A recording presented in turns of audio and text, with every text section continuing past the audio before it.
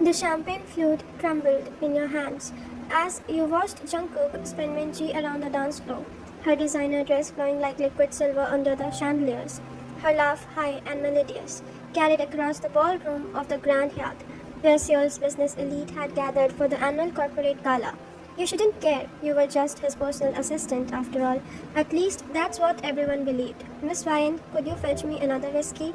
Mr. Park, Jungkook's business partner, appeared beside you with an empty glass. His eyes followed your gaze to where his daughter was particularly glowing in Jungkook's arms. Of course, sir. You forced a professional smile, the same one you had perfected over the past 2 years of playing with this role. As you made your way to the bar, your phone buzzed with a text from Jungkook. Stop glaring. You're making it obvious. Your jaw clenched. Making what obvious? What you were bothered by watching your secret husband bound to you by nothing more than a cold contract. Charm another woman for the sake of business? Another text. We'll talk at home. Home. The penthouse apartment you shared in secret, where the contract that bound you both sat locked in his study drawer. A marriage of convenience that had started as a solution to his grandfather's demands for him to settle down, and your desperate need for financial security after your father's medical bills had buried your family in debt. You ordered Mr. Park's whiskey with more force than necessary. Rough night. The bartender, a kind-looking man in his 50s, gave you a sympathetic look. You could say that. You glanced back at the dance floor where Jungkook was now leaning close to whisper something in Minji's ear. Her hand rested on his chest, and something dark and ugly twisted in your stomach. The bartender followed your gaze. Ah, boss troubles. Something like that. You took the whiskey and turned to leave, but your feet seemed rooted to the spot as you watched Minji tip her head back and laugh at whatever Jungkook had said. 2 years. 2 years of this charade. And yet foolishly began to hope that maybe, just maybe, the way he looked at you when you were alone meant something. The way he made you coffee in the morning, remembered how you liked your eggs, asked about your day with genuine interest. But this, watching him be charming and attentive with someone else, reminded you the truth. You were an employee. A convenient solution to a problem, nothing more. Your phone buzzed again. Stop staring and deliver the drink. That was it. That was the final straw. You marched across the ballroom, whiskey in hand, your heels clicking sharply against the marble floor. Several people turned to look at you, approached Mr. Park, who was now chatting with a group of executives. Your whiskey, sir, you said perhaps a little too loudly. Ah, thank you, Ryan. Have you met the board members from Jung Industries? You nodded politely, but your attention was drawn back to the dance floor where Jungkook was now tipping Minji dramatically. The crowd around them cheered and she giggled as they pulled her back, their face inches apart. Quite, the dancer, isn't he? Mr. Park chuckled, following your gaze. My Minji seems quite taken with him. I always hoped. He trailed off meaningfully. The implication hit you like a slap. Of course, this wasn't just networking. This was matchmaking. Excuse me? You muttered, not trusting yourself to say more. You need it air. You needed to get out of the suffocating ballroom where everyone was watching your husband fall in love with someone else, someone who could actually be with him publicly, someone whose relationship with him wouldn't need to be hidden behind NDAs and fake professional boundaries. But as you turned to leave, Jungkook appeared at your elbow, slightly breathless from dancing. Ryan, I need to go. You cut him off, his dark eyes narrowed. Go where? The event isn't over. I have a headache. Take an aspirin. The casual dismissal delivered in front of Mr. Park and his associates made your cheeks burn with humiliation. Here you were, hurting and trying to escape, and he was treating you like exactly what you were supposed to be, his assistant. Of course, Mr. June, you said, your voice dripping with false politeness. How thoughtfulness of me to let a little pain interfere with work. Something flickered in his expression, surprise maybe at your tone, but before he could respond, Minji appeared at his side, sliding her arm through his. Jungkook, you promised me another dance. She pouted prettily. Of course, his professional smile was back in place. Ryan, please handle the arrangements for the car service for our guest. Right away, sir. The words tasted bitter on your tongue. You watched him walk away with her, her head tilted towards his shoulder as she whispered something that made him chuckle. The sound cut through you like glass. You pulled out your phone and began scrolling through contacts for the car service, but your hands were shaking with suppressed emotions. A few executives were still watching you, probably wondering why the assistant looked so affected by her boss' social life. Get it together, you told yourself. You're professional. You can handle this. But when you looked up again and saw Jungkook spinning Minji around for what felt like 100th time, her dress sparkling under the lights like she was some kind of fairy tale princess, something inside you snapped. Your phone rang, the car service calling back to confirm details, and you answered perhaps a little too loudly. Yes, this is why I'm calling on behalf of Jungkook Enterprise. We need cars for approximately 30 guests. No, I don't know the exact number because my boss is too busy playing Princess Charming and Prince Charming to give me a proper instruction. A few people nearby turned to stare. You realized what you've said and felt your face flush hot with embarrassment and anger. I mean, you started to backtrack, but the damage was done. From across the room, Jungkook's head snapped up. Even from distance, you could see the storm brewing in his expression. Your phone was still pressed to your ear, the car service representative asking if everything was alright, but all he could focus was on the way Jungkook excused himself from Minji and began walking towards you with purposeful strides. This was bad. This was very, very bad. But as he approached, his jaw tight with barely controlled anger. You lifted your chin defiantly. You were tired of pretending, tired of watching him be everything to everyone else while you remained invisible. We need to talk, he said quietly when he reached you, but his voice carried a warning that made several nearby guests step back.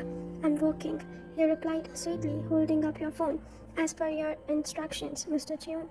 The use of his formal name is that particular tone made his eyes flash dangerously. Now, he said, and without waiting for another response, he took your elbow and began steering you towards the exit. You had no choice but to follow, aware that half of the ballroom was probably watching the boss drag his assistant away from the party. As you passed, Minji, who was standing with her father looking confused and slightly concerned, you heard her ask, Is everything alright? Just some urgent business matter, Jungkook replied smoothly, but his grip on your arm tightened. I'll be back. The cool night air hit your face as he led you out of the hotel terrace, away from the prying eyes and curious whispers of the guest. The moment alone he released your arm and turned to face you, his expression thunderous. What the hell was that? What was that? You crossed your arms, trying to ignore the way your heart was racing from both anger and his proximity. Don't play dumb with me, Ryan. That little scene in there? Oh, you mean when I did my job? I thought that's what you wanted. Your job doesn't include editorial commentary about my social interactions.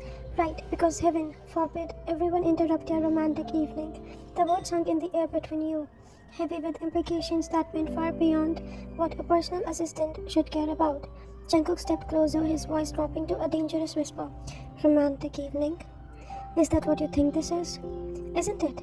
You gestured towards the ballroom window, where the party continued without you. Dancing with the boss daughter, charming her family, making everyone think that you're a perfect catch. I'm doing business.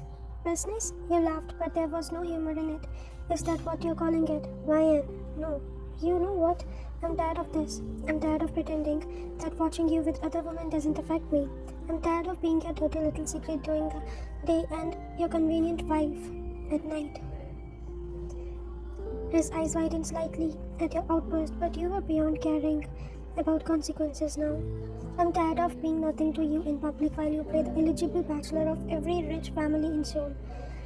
So excuse me if I was a little rude to your precious business partner's daughter, but I'm human. Jungkook, I have feelings even if your contact says I'm not supposed to. You turned to leave, but his voice stopped you. You think I don't have feelings? Something in his tone made you pause. When you looked back, his expression had shifted from anger to something rawer, more vulnerable. You think this is easy for me. He ran a hand through his hair, disturbing the perfect styling. You think I enjoying, pretending you're just my assistant, watching other men look at you and not being able to tell them you're mine. I'm not yours, you whispered, but the words fell hollow. I'm your contract wife. There's a difference. There is. And is there? He took another step closer and suddenly you were back against the terrace railing because it sure as hell doesn't feel just like a contract when I wake up next to you every morning. It doesn't feel like business when you smile at me over coffee or when you fall asleep reading my study or when he stopped himself, jaw clenching as if he had said too much. Then what? Your voice was barely a whisper. For a moment you thought he might actually answer. His dark eyes searched your face, and you saw something there that made your breath catch. But there his walls went back up, and he stepped away. When you make me forget five, we can't do this. He finished quietly. Can't do what? This. He gestured between the two of you. Whatever this is, that's happening between us. It wasn't a part of contract. Maybe the deal was wrong. The words slipped out before you could stop them, and you saw him flinch as if you had struck him. The deal, he said carefully, is what keeping your father alive. The reminder hit you like cold water. Your father's medical expenses, the experimental treatment that was your family's only hope, all paid by Jungkook as part of marriage contract. The golden chains that bound you to this arrangement, that made it possible to walk away, no matter how much it hurt. I know. You said, your fight suddenly draining out of you. I know, and I'm grateful. Just what? I just wish I could hate you for it. The confession hung between you in the night air, heavy with 2 years of suppressed longing and frustration. Jungkook's expression softened, and for a moment he looked as tired as you felt. Ryan, we should go back, you said quietly, before he could say whatever was in his eyes. People will start to wonder about us. Let them wonder. You don't mean that, don't I? He stepped closer again, and this time you didn't back away. Maybe I'm tired of pretending too. Jungkook, dance with me. What? Here. No. Dance with me. There's no music. I don't care. Before you could protest further, he pulled out his phone and selected a song. The soft melody of a slow ballad filled the air around you. And then his arms were around your waist, pulling you close. What are you doing? You whispered. Something I should have done a long time ago. You let him guide you in a slow sway, there on the terrace under the stars, away from the prying eyes and expectations of the world inside. This was nothing like his performance with Minji. This was soft and intimate and real. I hate watching you with other women. You admitted, against his shoulder. I hate that you have to. Then why? Because I'm scared, he interrupted. His voice was rough. When had you started crying? People will talk. If we are gone too long, maybe it's time to give them something to talk about. Before you could ask what he meant, his phone buzzed with a text. He glanced at it and sighed. Mr. Park is looking for me. Minji wants to continue our conversation. The spell broke. Reality came crashing back, cold and harsh. Of course, she does. You stepped out of his arms, immediately missing the warmth. You should go. You wouldn't want to keep your future wife waiting. Ryan, don't. Don't what? Don't state the obvious. Don't mention that while you're out there confusing me with pretty words, there's a woman inside who actually gets to claim you publicly. It's not like that, isn't it? You smoothed down your dress, trying to regain some composure. Go, Jungkook. Go. Be the charming CEO. I'll be professional assistant, just like always. You turned to go, but his voice stopped you one more time. This isn't over yet, Ryan. You looked back at him, standing there in the perfect tuxedo with his hair mused from your dance, looking every inch of the conflicted hero of a romance novel. Yes, it is, you said softly. It has to be. As you walked back into the ballroom, you caught sight of yourself in the mirror-lined hallway. Your lipstick was smudged, your hair slightly disheveled, and your eyes were bright with unshed tears. You looked like exactly what you were, a woman who had just had the heart broken by a man she couldn't have. You quickly fixed your appearance and plastered on your professional smile before re-entering the party. Minji was standing near the bar looking around anxiously, and she brightened when she saw you. Oh, there you are. Is everything alright? Jungkook seemed quite urgent about whatever business matter came up. Everything's fine, you assured her. Just some scheduling conflicts for next week. He'll be right back. She smiled, and you realized with a pang that she was actually quite lovely, kind, and even the type of woman who would fit perfectly into Jungkook's mood. Who could stand beside him at events like these without hiding, without pretending to be something she wasn't. He worked so hard, she said sympathetically. You have your hands full, keeping up with him. You have no idea, you murmured. Just then, Jungkook returned, having somehow managed to restore his perfect appearance. His eyes found yours briefly across the room, and you saw the question there. But you looked away, busying yourself with your phone as if handling urgent business matters. Minji, you heard him say warmly, "Sorry about that." Where we were, I believe, you were telling me about your expansion plans for next quarter. Their conversation faded as you moved away, focusing on the task at hand: car services to arrange, business cards to collect, follow up meetings to schedule. The familiar rhythm of work helped steady you, helped you remember who you were supposed to be, just his assistant, nothing more. But as the evening wore on, you couldn't shake the memory of those few moments on the terrace. The way he had held you, the way he had looked at you, the way he had almost seemed ready to throw away everything for a chance at something real. Almost, but almost wasn't enough. It was never. The penthouse was eerily quiet when you arrived home at nearly midnight. Your heels clicked against the marble entryway as you kicked them off, wincing at the relief. The event of the evening played on the repeat in your mind. The dance, the confrontation, the way Jungkook had looked at you like you were something precious before reality crashed back in. You had left the gala early, claiming a migraine that wasn't entirely a lie. Your head was pounding, though whether from stress, champagne, or suppressed tears. You couldn't tell. Jungkook had stayed behind, of course. Duty called, and Minchi Park was apparently quite conversationless. The apartment felt too big, too empty. You wandered through the living room, with its floor-to-ceiling windows overlooking the Seoul skyline, past the kitchen where Jungkook made you coffee every morning, past his study, where that damned contract sat locked away in that reminder of what you really were to each other. In your bedroom, the guest room you had claimed as your own to maintain some semblance of separate lives, you changed into an oversized t-shirt and tried to wash away the evening's makeup, but the woman in the mirror still looked haunted. Her eyes holding too much secrets. You were about to climb into bed when you heard the front door open. Your heart rate skipped involuntarily. He was home. Heavy footsteps moved through the apartments. Pausing outside of your door, you held your breath waiting. Three soft knocks came, tentative and almost hesitant. "Why, we need to talk. I'm tired, Jungkook. Can it wait until morning?" A pause. Then no, it can't. You closed your eyes, steeling yourself. Before opening the door, he stood in the hallway, both eye undone and hanging loose around his neck, his shirt unbuttoned at the collar.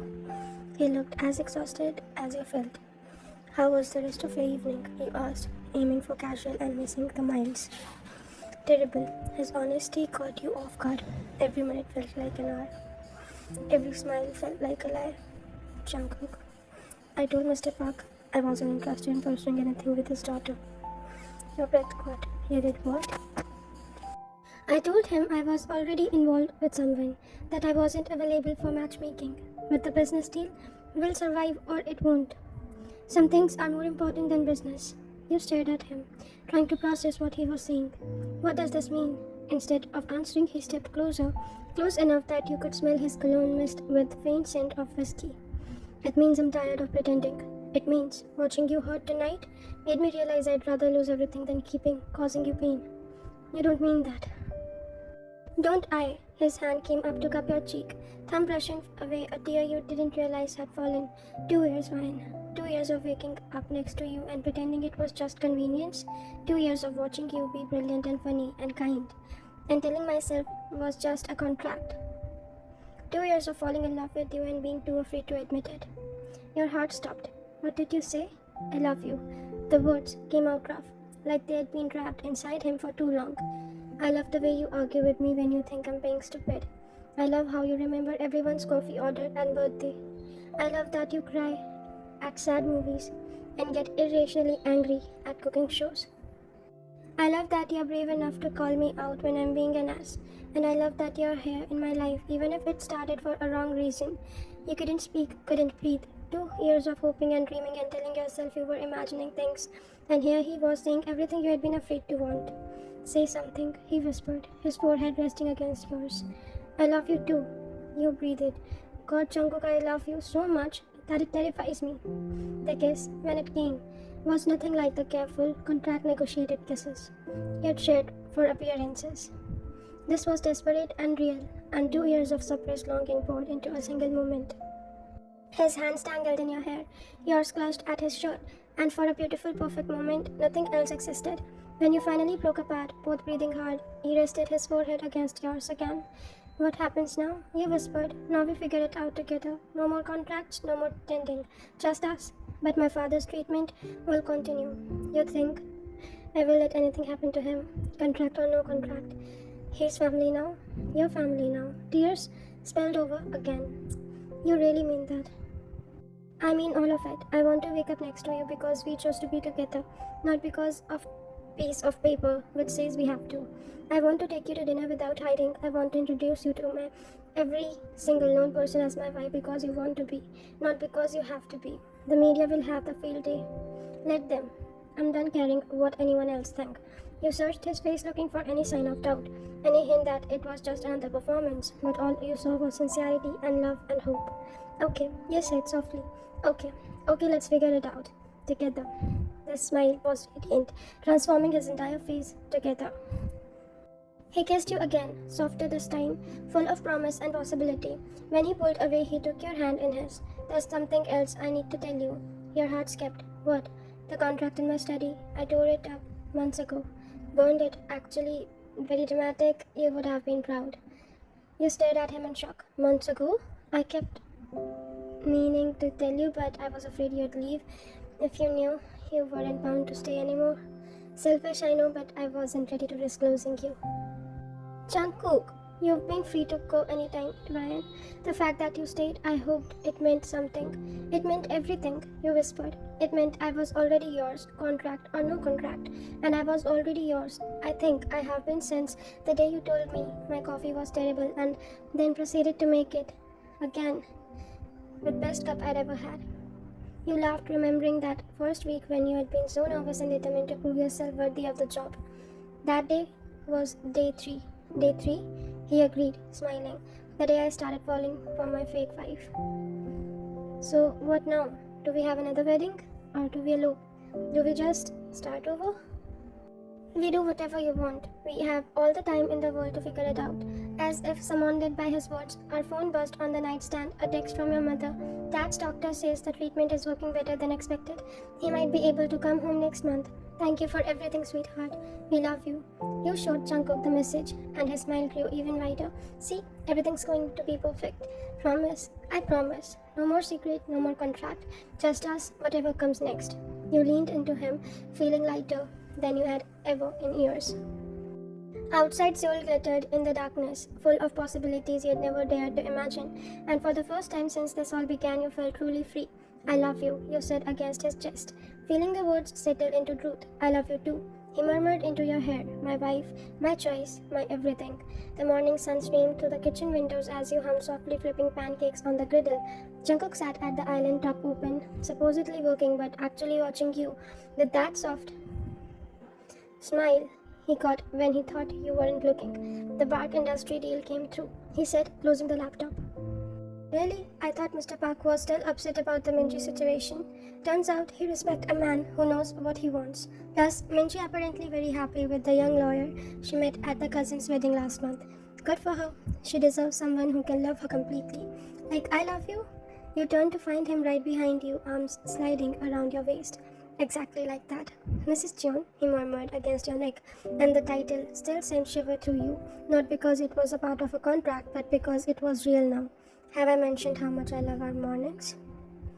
Only about 100 times this week, not nearly enough.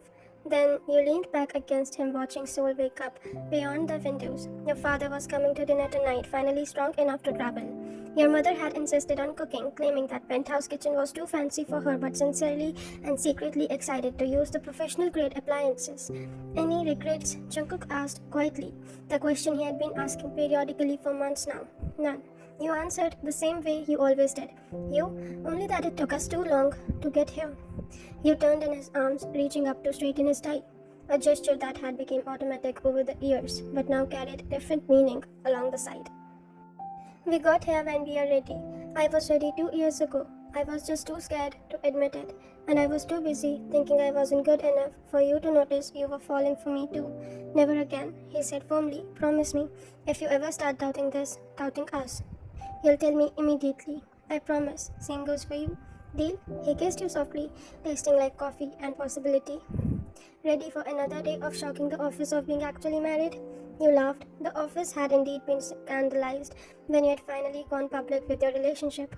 But they had adjusted. Mostly, there were still whispers about office romance and the assistant who married the CEO, but you had learned to tune them out. Ready? You said. Though I still think we should tell them the truth about how long we have been married. The betting pool about then will actually tie the knot is getting out of hand. Let them bet. I like keeping same mystery, says the man who insisted on announcing our relationship at the company meeting. I was proud. He said simply, I wanted everyone to know you were mine, really mine, not just contractually mine, but actually. The timer went off, interrupting the moment you turned back to the pancakes, but Jungkook's arm stayed around you, his chin resting on your shoulder as you walked. I love you, he said, for no reason other than he could. I love you too, you replied, for the same reason and in the morning light, with promise of a full day ahead and lifetime of mornings like this one, it felt like the most natural thing in the whole damn world.